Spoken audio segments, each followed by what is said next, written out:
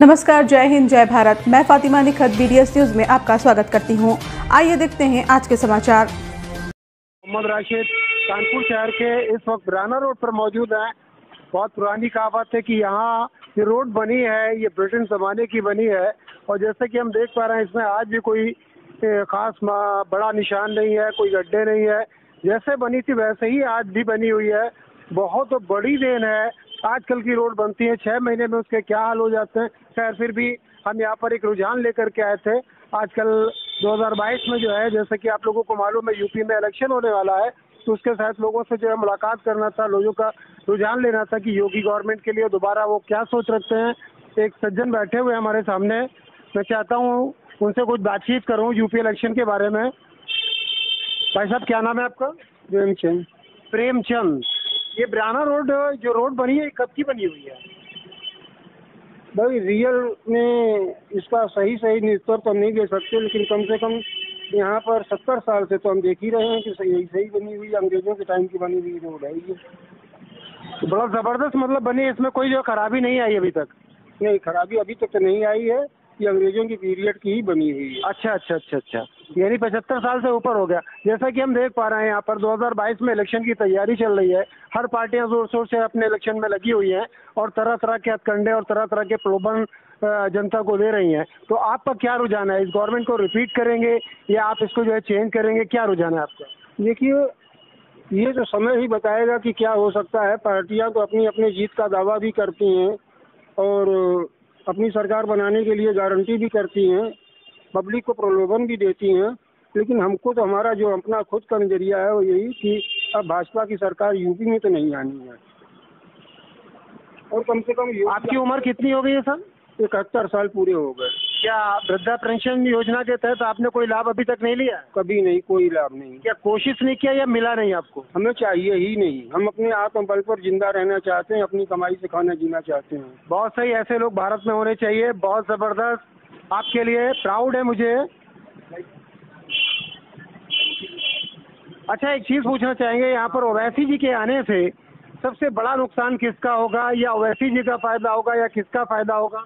देखिए, ओवैसी जी के विषय में हम विशेष ज़्यादा नहीं जानते हैं, लेकिन इतना जानते हैं कि ये उनका अपना कर्म है, उनको करना चाहिए, वो कर रहे हैं, ये अच्छी बात है, लेकिन सफलता नहीं है। सफलता सिर्फ अखिलेश को ही है। और उनके आने से किसी को तो नुकसान पहुंचेगा? नुकसान पहुंचेगा तो सिर्फ भाजपा को और किसी को नहीं। वो किस तरीके से? जो मुस्लिम बहुल वोट है ज़्यादातर, वो ओवैसी जी इसको कवर करेंगे।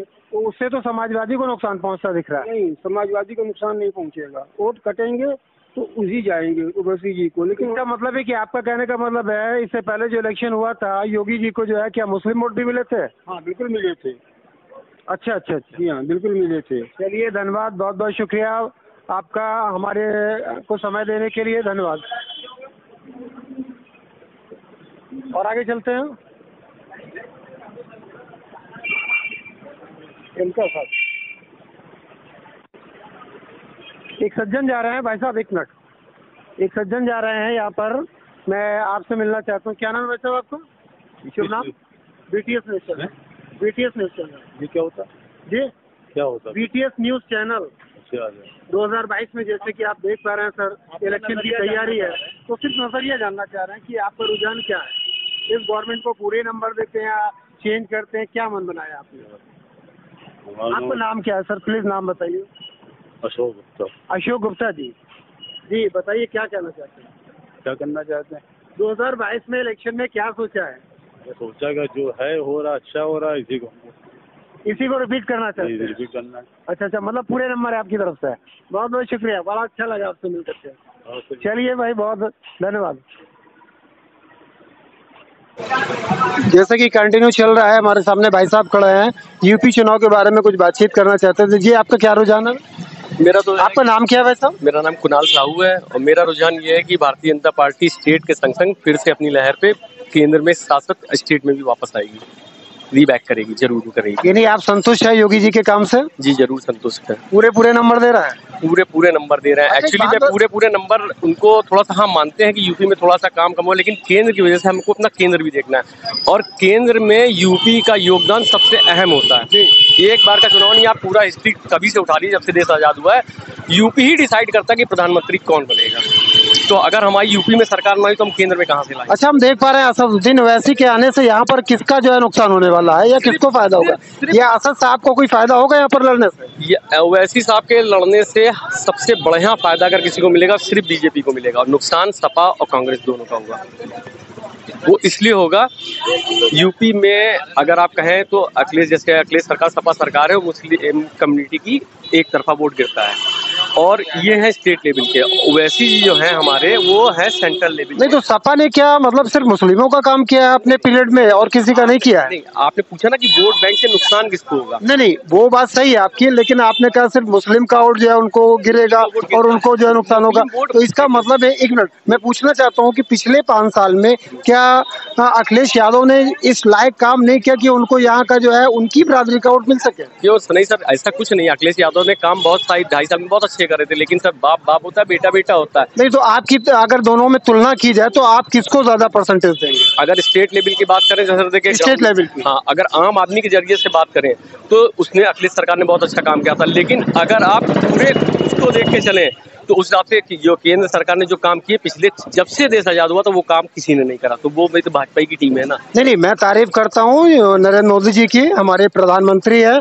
हमारा कहने का मतलब है कि आपको पहले यूपी देखना है। तो सर मैंने वही यूपी के हालात के नजर से ये चुनाव हो रहा है। मैंने आपसे तो यूपी के हालात की नजर से आप क्या रुझान करते हैं? मैंने वही बोला ना सर कि मेरे को आपने कहा सिर्फ यूपी देखना, मैंने कहा मेरे को केंद्र भी देखना। मैंने आपसे कहा देश जब नहीं, केंद्र तो देखिए, जब केंद्र का 2024 में इलेक्शन होगा वो तो अपने आप, मुझे पता है कि मोदी जी के सामने कोई है नहीं, विपक्ष समाप्त हो चुका है और मैं यूपी की बात कर रहा हूँ। सर मैं वही कह रहा हूँ कि अगर किसी को मकान बनाएंगे जब तक बेस मजबूत नहीं करेंगे तो ऊपर का फ्लैट स्ट्रक्चर कैसे मजबूत होगा? और मैंने आप मानते हैं कि मतलब केंद्र की सत्ता जो है यूपी के हाथ से जाती है? जी सर, धन्यवाद, बहुत बहुत शुक्रिया।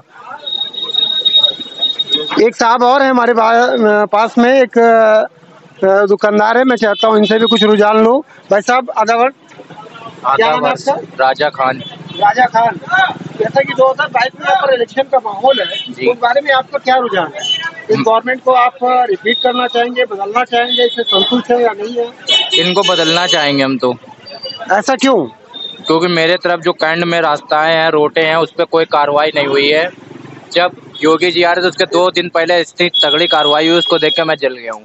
क्योंकि उनके लिए इतनी कर सकते तो हम लोग के लिए क्यों नहीं किया अभी तक? मतलब जो रोडें बनी हैं 2 दिन पहले वो योगी जी के लिए बनी है, जनता के लिए नहीं? नहीं, बिल्कुल नहीं। जनता तो उसी में गिर के मेरा हाथ भी फ्रैक्चर हो गया था, क्योंकि मेरी बाइक मेरी ऊंची वाली है, उसपे मेरी पीछे गर्लफ्रेंड भी बैठी थी, तो मैंने जब ब्रेक मारा तो वो नहीं। अच्छा, तो आप गर्लफ्रेंड वाले भी हैं? जी जी। शादी करने का इरादा है उससे? अभी तो बिल्कुल नहीं, अभी मुझे अपना बिजनेस और आगे बढ़ाना है। अच्छा, एक बात पूछेंगे हम आपसे कि यहाँ पर ओवैसी साहब का बड़ा जोर है, तो क्या ओवैसी साहब को यहाँ पर लोग, जनता जो है मतलब कोई फायदा देगी या नहीं देगी, या किसका नुकसान होने वाला है, इस बारे में क्या कहेंगे? इस मामले में अखिलेश यादव का बहुत नुकसान होगा, क्योंकि उसके आने से काफी वोट कट जाएंगे, मुस्लिम वोट। तो आप अखिलेश यादव को कुछ संदेश देना चाहेंगे या ओवैसी जी को कुछ संदेश देना चाहेंगे? हम अखिलेश यादव को देना चाहेंगे कि अखिलेश यादव मेरी सरकार बने, और मुस्लिम भाइयों से भी ये कहना है कि अखिलेश यादव पे फोकस करे अपना, और ओवैसी एक तरह से आ रहा है वोट काटने के लिए, उसके लिए कुछ ना करे। धन्यवाद। तो असमंजस का माहौल है, जैसे कि हम देख पा रहे हैं यहाँ पर उहापोह का माहौल है और लोग डरे भी हैं, सहमे भी हैं। खास करके मॉब लिंचिंग का माहौल जो यहाँ पर पिछले कुछ सालों में गरमाया हुआ था, और उसको लेकर के यहाँ की गवर्नमेंट ने कोई कठोर और ठोस कार्रवाई नहीं करी, उनके खिलाफ कोई ठोस कदम नहीं उठाया, तो इससे लोग बदजन भी है। जो असल में जो लोग जो है भारत को एक खूबसूरत चिड़िया या एक खूबसूरत गार्डन बनाना चाहते हैं, वहाँ पर ऐसी घटनाओं को कोई जगह नहीं है। तो आप देखते हैं कि क्या होने वाला है। और इसी के साथ धन्यवाद, मोहम्मद राशिद, कानपुर से। इसी के साथ ही ये समाचार समाप्त होते हैं। दुआ और उम्मीद यही कि आप जहां कहीं भी हों खैर आफियत से हों, आपकी हर सू खुशगवार हो और हर खुशगवार सू का अंजाम बखैर हो। इन्हीं दुआओं के साथ मुझे और मेरी टीम को दीजिए इजाज़त। देखते रहिए BTS news. Like and subscribe करना ना भूलें। जय हिंद।